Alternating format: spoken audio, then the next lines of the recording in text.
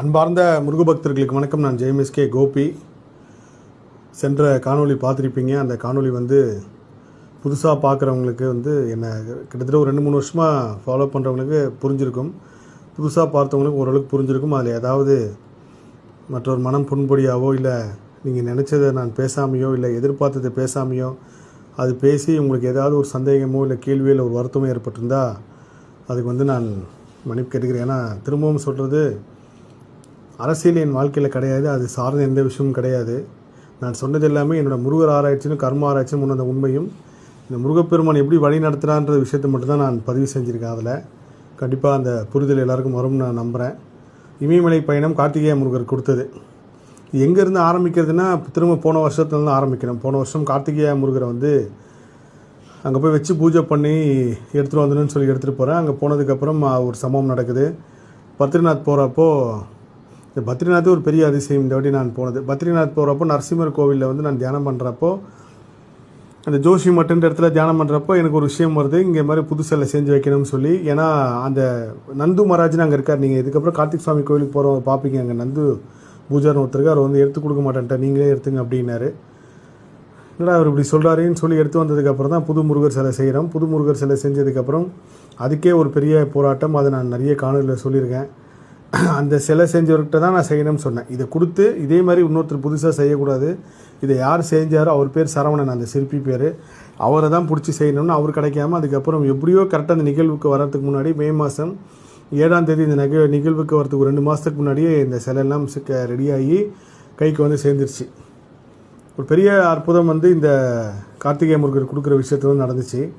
நம்ம வெறும் கார்த்திகேய முருகரை கொண்டு போய் வைக்கக்கூடாது. இதுக்கு முன்னாடி நம்ம தமிழக முருக பக்தர்கள் கையால் அபிஷேகம் ஆராதனையும் செஞ்சு எடுத்துகிட்டு போனோம் அப்படின்னு சொல்லி எனக்கு உத்தரவு வருது. அப்போ நான் ராஜலட்சுமி அம்மா தொடர்பு கொண்டு இந்த மாதிரி பண்ணணும் அப்படின்னோடனே அவங்க பெரிய மண்டபமாக வச்சு பண்ணுங்கன்ட்டாங்க. எனக்கு அதிர்ச்சி ஆகிடுச்சு. பெரிய மண்டபம்லாம் வேணாங்கம்மா, ரொம்ப சிம்பிளாக யாருக்கு முருகர் வரணும்னு உத்தரவு கொடுக்குறாரோ அவங்க வந்தால் மட்டும் போதும். நான் இது குரல் பதிவாக தான் செய்ய போகிறேன், வீடியோலாம் பதிவு செய்யலை. நிறைய பேர் வந்துட்டாங்கன்னா கஷ்டமாயிடும். ஞாயிற்றுக்கிழமை அன்றைக்கி இந்த நிகழ்வு வச்சுக்கிறப்போ அவங்க கடையிலே வச்சு பண்ணிங்கன்னாங்க. நான் ஒரு 10-20 பேர் வந்தால் போதுன்னு, ஆனால் கிட்டத்தட்ட ஒரு 100க்கும் மேற்பட்டவர்கள் பண்ணாங்க. ஏன்னா நம்ம தமிழ்நாட்டிலேருந்து ஒரு தமிழர் கொண்டு போய் ஒரு சிலை வைக்கிறார். முருக பக்தர்கள் எல்லாருமே அபிஷேகம் பண்ண சிலை. அது அடுத்து 100 வருஷம் ஆனாலும் நம்ம யார் இருப்போமோ இல்லையோ இந்த சிலை அங்கே இருக்க போகுது.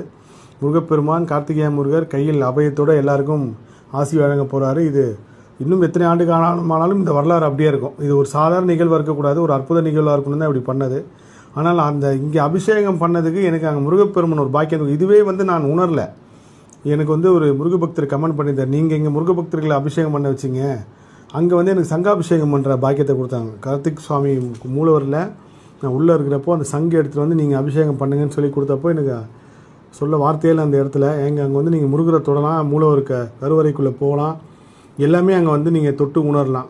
இப்போ சங்காபிஷேகம் பண்ணோன்னா எனக்கு கண் கலங்கி நான் நிற்கிறேன். என்னால் ஒரு 2-3 சங்குக்கு மேலே பண்ண முடியல. அந்த அதிர்வலைகள் நான் உணர்ந்தேன்.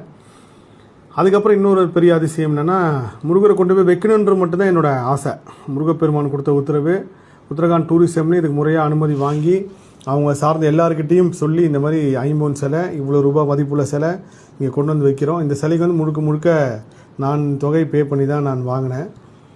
அதுக்கு ஒரு காரணமும் இருந்துச்சு. அதே சமயத்தில் மிச்சம் இருக்கிற 3 சிலையும் நான் பண்ணலை. அது யாராவது ஒருத்தங்களுக்கு அந்த பாக்கியம் யாருக்கு முருகப்பெருமான் கொடுக்குறாரோ அவங்க கைங்கரத்தில் வாங்கிட்டு போய் எடுத்துகிட்டு போய் வைக்கணும்னு சொல்லி காஷ்மீரில் வைக்க போகிற சிலைக்கு ஒருத்தவங்க பண்ணாங்க. பெரிய அதிசயம்.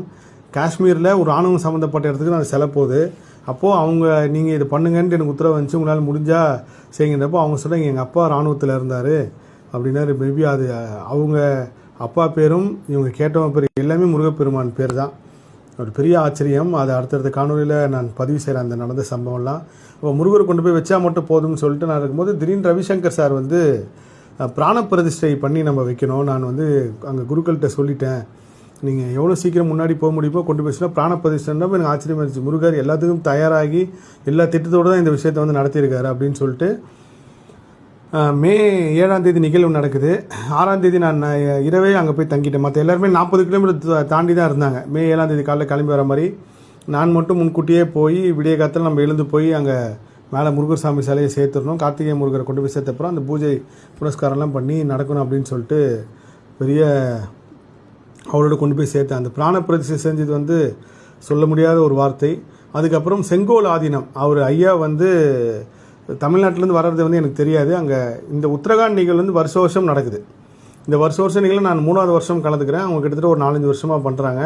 இதுக்கு வந்து தமிழ்நாட்டிலேருந்து நம்ம drum Sivamani, mandolin Rajesh sir அதுக்கப்புறம் கூப்பிட்டாங்க. சில பேர் போன வாட்டி கோவை ஆதீனம் வந்திருந்தார், அதுக்கப்புறம் சிறுவை ஆதீனம் வந்திருந்தார், இன்னும் நிறைய பேர் வருவாங்க. இந்த தடவை செங்கோல் ஆதீனம் ஐயா வராரு அப்படின்னு சொல்லி எனக்கு தெரியாது.